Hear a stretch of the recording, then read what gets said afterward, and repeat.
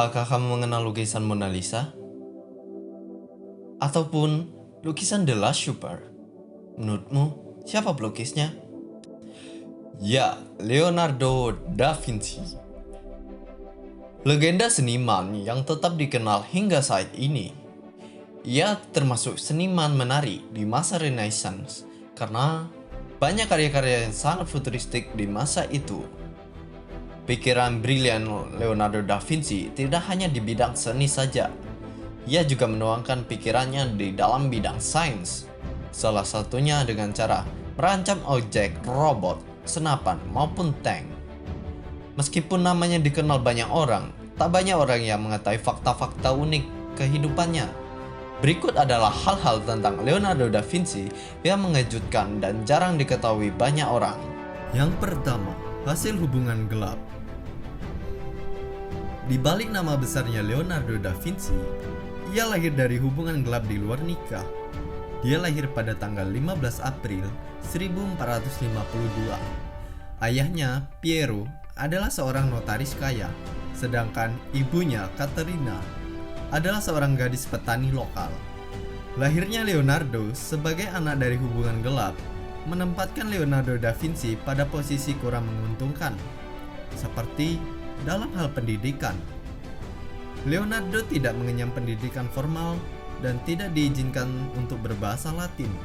Namun, saat memasuki di usia 15 tahun, ia telah menunjukkan ketertarikannya di dalam bidang kesenian, hingga ayahnya lalu membawa dia ke Verrocchio. Di sana, dia belajar seperti kimia, metalurgi, mekanik, pengelolaan kayu, hingga belajar melukis. Yang kedua, seorang ambidextrous. Ambidextrous adalah kemampuan unik yang hanya dimiliki sebagian kecil orang, di mana mereka mampu menggunakan kedua tangan sama baiknya. Tercatat hanya dari 1 dari 100 orang yang memiliki kemampuan ini secara alami, dan Leonardo da Vinci adalah salah satunya. Uniknya, fakta ini baru terungkap setelah sebulan sebelum peringatan 500 tahun meninggalnya sang pelukis Mona Lisa. Para ahli seni mengetahui fakta ini setelah meneliti hasil karya lukisannya yang bertanggal pada 5 Agustus 1473 ketika Leonardo da Vinci berusia 21 tahun. Pada lukisan itu, di bagian depan karya, ada catatan tanggal yang ditulis dari kanan ke kiri. Kemudian, pada bagian belakang, ada catatan yang tertulis dari kiri ke kanan, menyinggung soal kontrak informal. Tulisan-tulisan tersebut terukir sama indahnya. Ketiga, polymath.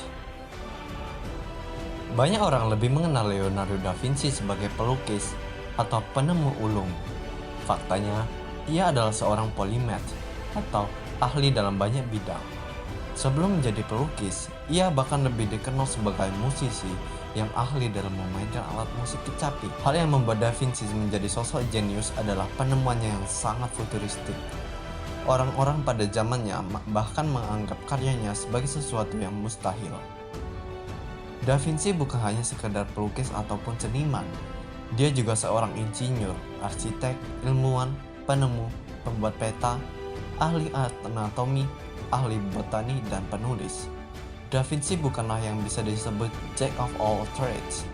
Justru, dia adalah master di hampir segala bidang, seorang polimatik dan jenius sejati. Karena Da Vinci tidak berpendidikan formal bahasa Latin dan matematika, banyak yang mengabaikan karya ilmiahnya. Padahal, jurnalnya menunjukkan bahwa pemikiran Da Vinci jauh melebihi zaman kala itu. Dia membuat catatan tentang janin manusia dan gerakan lengan. Jika dilihat dari jurnal dan gambar tersebut, jelas bahwa Da Vinci mempunyai pemahaman penting bagi masa depan. Bahkan semua itu sangat sesuai dengan penemuan medis yang kemudian dipelajari oleh tubuh manusia. Tak hanya itu, Da Vinci juga mempelajari efek cahaya pada bola, lalu menerapkan ini ke dalam lukisannya. Kontras ekstrim cahaya dan bayangan dalam lukisan adalah hasil studinya tentang efek cahaya. Da Vinci termasuk salah satu orang paling awal yang mengkaji dimensi tubuh manusia, membedah mayat untuk mempelajari anatomi dan menggambarnya. Gambarannya sangat mirip dengan milik mahasiswa kedokteran.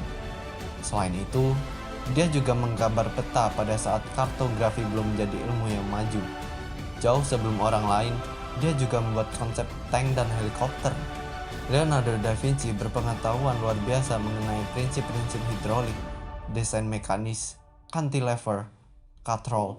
Dia tahu prinsip momentum, gaya sentripetal, dan benar-benar menerapkan semua ke dalam penemuannya. Singkatnya, Da Vinci bukan hanyalah seniman yang brilian, dia juga seorang ilmuwan, penemu, dan arsitek yang sama hebatnya, yang idenya jauh lebih maju dari zamannya. It's 5:50 something and I feel so empty inside.